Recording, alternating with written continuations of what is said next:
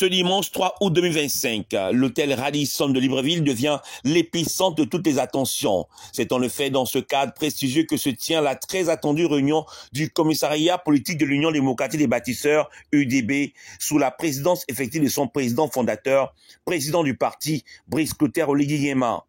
Un rendez-vous capital à haute portée politique et stratégique, à quelques heures seulement de la publication officielle de la liste des candidatures retenues pour les prochaines séances électorales.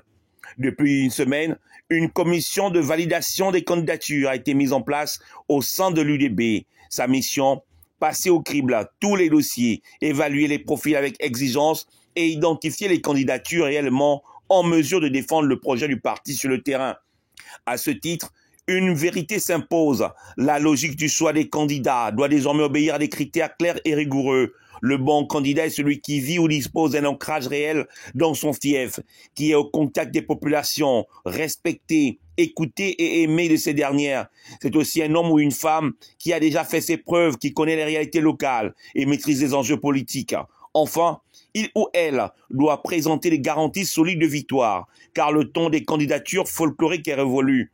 À ce titre, il faudra éviter les candidatures de copains, de coquins et de coquines, les candidatures de coulisses, d'arrière-boutique, imposées par des deals personnels ou des intérêts de clan, des profits sans ancrage, sans crédibilité, sans chance réelle de victoire, des candidatures parasites qui, si elles ne sont pas écartées, pourraient coûter au parti du prochain siège. Ce serait une faute politique grave.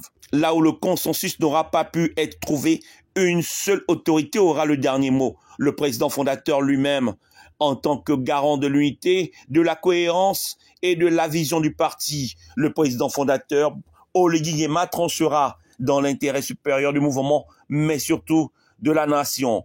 Plus qu'une réunion, ce dimanche est donc un moment de vérité pour l'UDB.